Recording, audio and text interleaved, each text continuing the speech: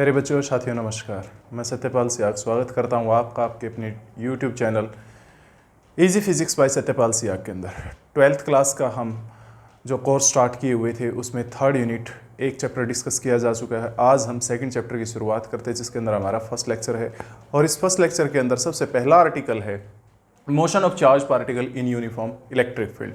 जब uniform electric field के अंदर एक चार्ज पार्टिकल को चलने के लिए यदि छोड़ दिया जाए तो वो किस तरीके से अपना पाथ कवर करता है, किस तरीके से उसका पाथ चेंज करता है, ये आज का हमारा टारगेट रहेगा। तो देखते हैं जी हमारे पास क्या होगा। यहाँ पे मान लेते हैं ये हमारा कार्टेशियन सिस्टम है। This is simply Cartesian system. इसको आप एक्स एक्सिस बोल सकते हैं, इसको आप वाई एक्सिस बोल सकते हैं।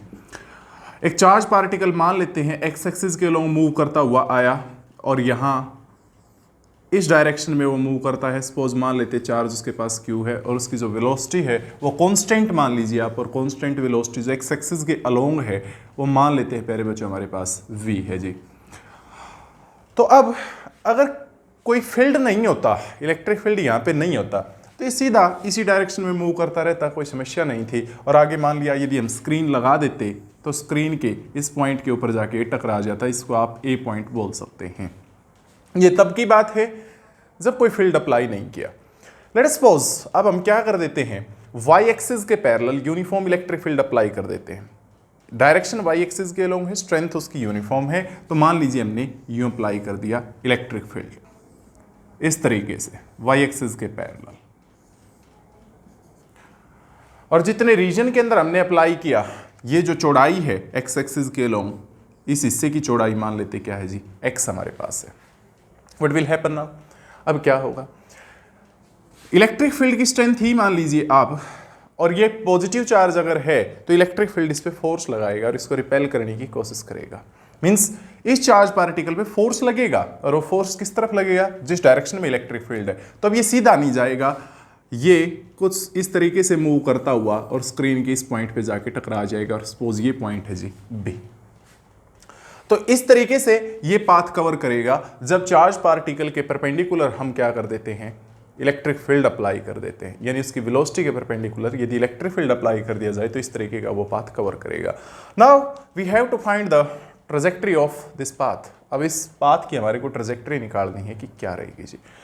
अब आप देख सकते हैं यहाँ पे इस फिगर से बिल्कुल क्लियरली दिखाई देगा, जब उसने इलेक्ट्रिक फील्ड को क्रॉस किया तो इतनी डिस्प्लेसमेंट उसने वाई एक्सिस के अलोंग कवर कर ली है।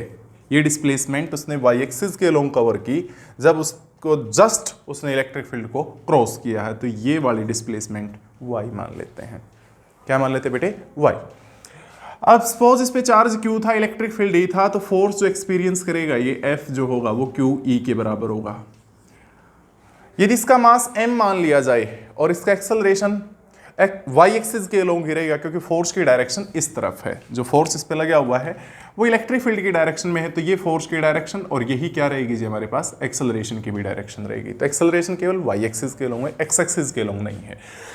तो यदि m इसका मास मान ले, a इसमें एक्सेलरेशन मान ले वाई एक्सिस के अलोंग, तो m is equal to Q E. Newton कहता है जी F माँ के बराबर होता है और इलेक्ट्रिसिटी कहती है F क्यू ई के बराबर होता है। तो m a is equal to Q E. तो एक्सेलरेशन की वैल्यू जो वाई एक्सिस के अलोंग होगा वो क्या आ जाएगी बेटे हमारे पास, क्यू ई बाय एम।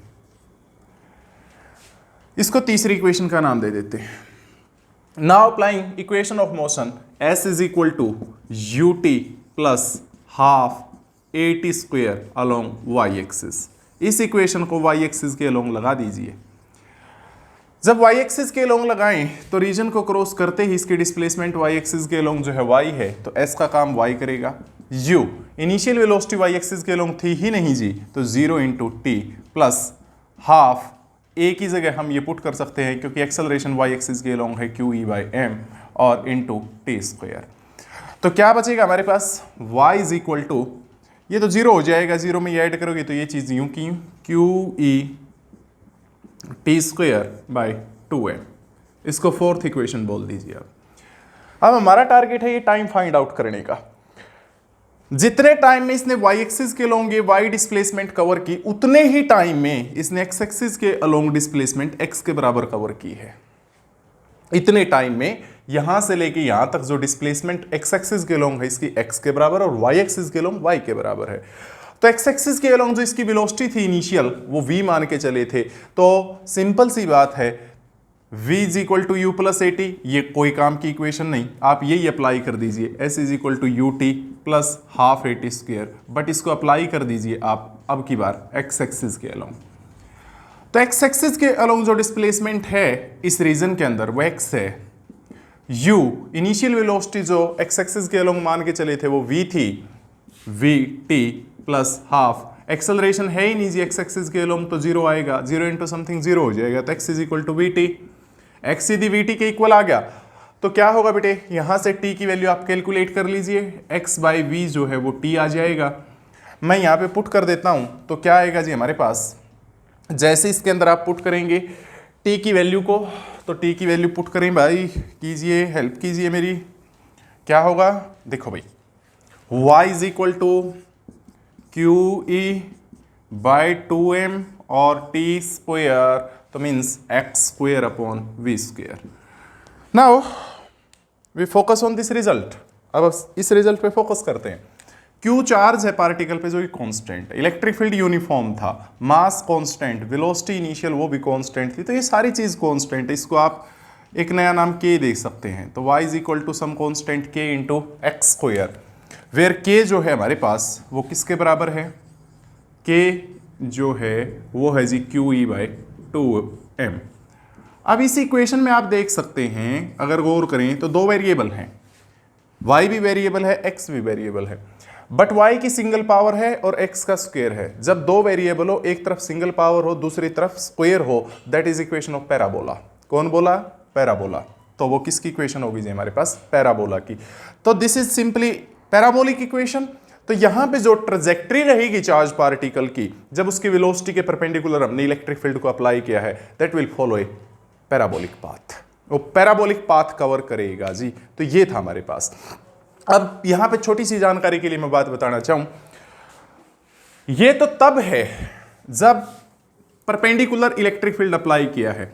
यदि कोई और एंगल हो एक्सेप्ट 0 डिग्री एंड 180 डिग्री तो भी पैराबोलिक पाथ ही रहेगा। 0 डिग्री नहीं होना चाहिए, 180 डिग्री एंगल नहीं होना चाहिए वेलोसिटी और इलेक्ट्रिक फील्ड के बीच में, एंगल चाहे कोई भी और, तो हमेशा पैराबोलिक पाथ होगा। 0 डिग्री होगा तो क्या होगा, अब 0 डिग्री तो तब हो ना जब चार्ज पार्टिकल इस तरफ चल रहा हो v वेलोसिटी के साथ, और इसी तरफ क्या हो, इलेक्ट्रिक फील्ड अप्लाई कर दें, तभी वेलोसिटी और इलेक्ट्रिक फील्ड में एंगल 0। और यदि पॉजिटिव चार्ज है ये, तो इस तरफ ये मूव करता है, इलेक्ट्रिक फील्ड इसको पीछे से धकेलेगा, क्योंकि इलेक्ट्रिक फील्ड पॉजिटिव चार्ज को रिपेल करता है, उस पर फोर्स लगा के उसको आगे की तरफ धकेलेगा, मीन्स उसको एक्सेलरेट कर देगा, उसकी काइनेटिक एनर्जी को बढ़ा देगा। और यदि 180 डिग्री का एंगल है तो 180 डिग्री के एंगल में ये सिचुएशन रहेगी जी, ये हमारे पास इलेक्ट्रिक फील्ड की डायरेक्शन और ये वेलोसिटी की, ठीक बात है। अब इलेक्ट्रिक फील्ड इसको रोकने की कोशिश करेगा, क्योंकि जो फोर्स लगेगा इसके ऊपर वो इस तरफ लगेगा जिस तरफ इलेक्ट्रिक फील्ड है। चार्ज पार्टिकल आगे की तरफ जाने की कोशिश कर रहा है, बट फोर्स अपोजिट डायरेक्शन में लग रहा है, इट विल रिटार्ड, वो रिटार्ड हो जाएगा। रिटार्ड होने का मतलब यहां पे ये है कि उसकी काइनेटिक एनर्जी घट जाएगी। तो यदि पॉजिटिव चार्ज की वेलोसिटी और इलेक्ट्रिक फील्ड के बीच का एंगल 0 है तो वो स्पीड अप होगा, और यदि 180 डिग्री का एंगल है तो वो क्या करेगा जी, उसकी स्पीड डाउन करेगी। और यदि कोई और एंगल है, कोई और एंगल, तो उस केस में पैराबोलिक पाथ रहेगा। इन दोनों केसेस में पाथ जो है वो स्ट्रेट लाइन ही रहेगा। तो ये था जी हमारे पास motion of charge particle in uniform electric field.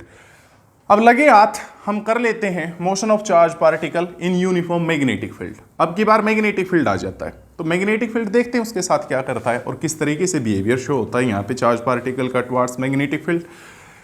जुड़े रहिए, देखते रहिए easy physics bye Satyapal Siyag. और आपका जो प्यार प्रेम स्नेह है वो बहुत ज़्यादा हमारे को मिलता है, तो उसके लिए तहे दिल से आपका धन्यवाद। ऐसे ही दूसरों को भी ज़्यादा से ज़्यादा शेयर करवा के सब्सक्राइब करवाएं चैनल को। देखते हैं जी अब motion of charge particle in uniform magnetic field. Uniform magnetic field, uniform magnetic field ऐसा मैग्नेटिक फील्ड होता है जिसकी ना तो डायरेक्शन चेंज करती और ना ही स्ट्रेंथ चेंज करती, उसको यूनिफॉर्म मैग्नेटिक फील्ड बोलते हैं। लेट सपोज ये हमारा कार्टेशियन सिस्टम, रटी रटाई चीज है भाई, इसको जनरली वाई एक्सिस बोलते हैं, इसको एक्स एक्सिस बोलते हैं, और ये हमारे पास ओरिजिन होता है जी ओ। अब मान लेते हैं यूनिफॉर्म मैग्नेटिक फील्ड हमने अप्लाई किया हुआ है इस जगह के ऊपर, जिसकी डायरेक्शन तो है एक्स एक्सिस के अलोंग और स्ट्रेंथ भी मान लेते हैं। अब मान लीजिए एक चार्ज पार्टिकल जिस पे चार्ज q है, मास उसका m है और इनिशियल वेलोसिटी v के साथ हमने यूं प्रोजेक्ट कर दिया इस तरीके से कि उसकी वेलोसिटी के बीच और मैग्नेटिक फील्ड के बीच एक एंगल बनता है और वो एंगल मान लेते थीटा जी हमारे पास। ये चीजें माननी पड़ेंगी। तो अब इस वेलोसिटी को दो कंपोनेंट्स के अंदर रिजोल्व कर सकते हैं। We can resolve this velocity in two components. इस वेलोसिटी ने इस साइड के साथ थीटा एंगल बनाया तो इस तरफ जो टुकड़ा आएगा वो सिंपली आ जाएगा जी v cos थीटा और इसके बिल्कुल परपेंडिकुलर v cos थीटा के परपेंडिकुलर आएगा जी v sin थीटा। आप सिंपली नाम दे सकते हैं इस v cos थीटा को, सपोज मैंने एक बार नाम दे दिया v1 का और इस v sin थीटा को एक बार नाम दे दिया v2 का। अब पहुंच जाते हैं एक आर्टिकल के ऊपर जिसका नाम था force on a moving charge in uniform magnetic field. जब charge particle uniform magnetic field में मूव करता है तो उस पर फोर्स लगता है।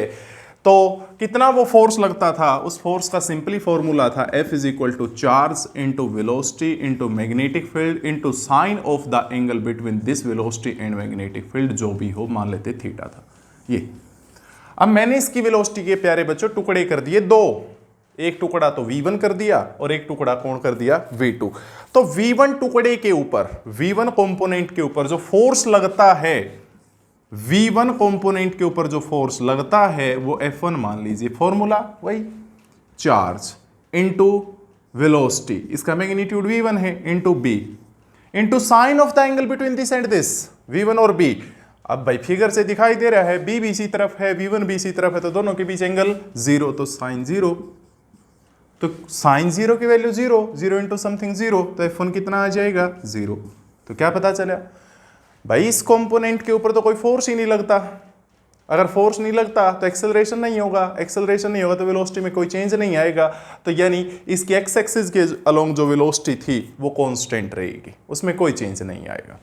अब काम करते हैं इसके ऊपर दूसरे पे, जो V2 है हमारे पास, V2 नाम का कंपोनेंट, उस पे सपोज फोर्स मान लीजिए F2 लगता है। भाई क्या मान लेते बेटे F2, तो फॉर्मूला फिर अप्लाई करो, F2 is equal to charge into velocity V2 का magnitude into B into sine of the angle between this and this. और यहां पे आप देखोगे तो इन दोनों के बीच एंगल कितना है, V2 ऊपर की तरफ, B इस तरफ है, तो एंगल 90 है भाई।